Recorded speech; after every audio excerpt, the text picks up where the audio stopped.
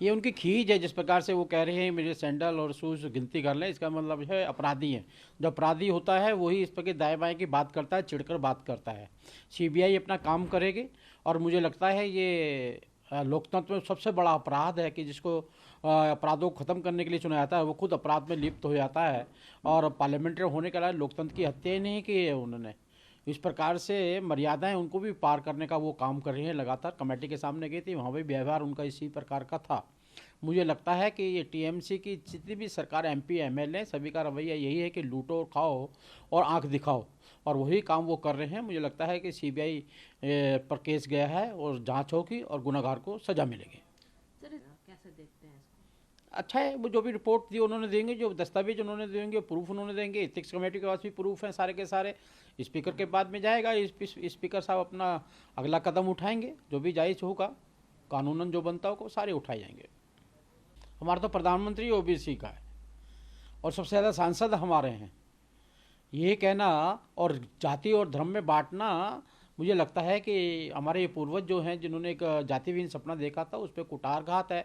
और दिग्विजय सिंह जी घबराकर परेशान होकर इस प्रकार के बदतमीजी भरे बयान देते रहते हैं और मुझे लगता है उनको कोई सीरियसली भी नहीं लेता है। इलेक्शन कमीशन में जाने की क्या आवश्यकता थी? इलेक्शन कमीशन अपना सही तरीके से काम कर रहा है। जाना है तो जो 508 करोड़ रुपया खाया है उसके अगेंस्ट जाना चाहिए कि 508 करोड़ रुपया खाया है, ये सबूत मिल रहे हैं, इस्तीफा देना चाहिए। कभी सिंघवी जी कभी न्याय का भी काम करते हैं कि खाली वकीलों का जो काम है झूठ बोलना और झूठ पे को ढकना।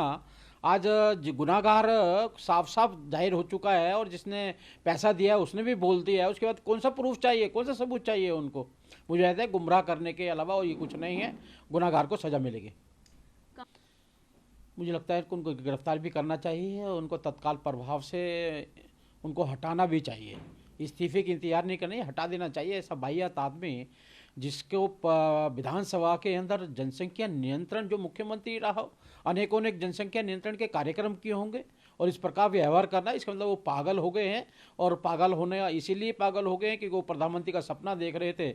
आज विपक्ष इंडी जो अलायंस है जिस प्रकार से बिखर गया है, टूट गया है, इसलिए उनका पागल होना वाजिब है। और मेरे ख्याल मुख्यमंत्री रहते हुए उनकी बहन बेटी की वहाँ पे इज्जत सुरक्षित नहीं है। इसी कारण से वहाँ पर बिहार के अंदर अत्याचार बढ़ रहे हैं, क्योंकि शासन करने वाला ही की नीयत ऐसी है।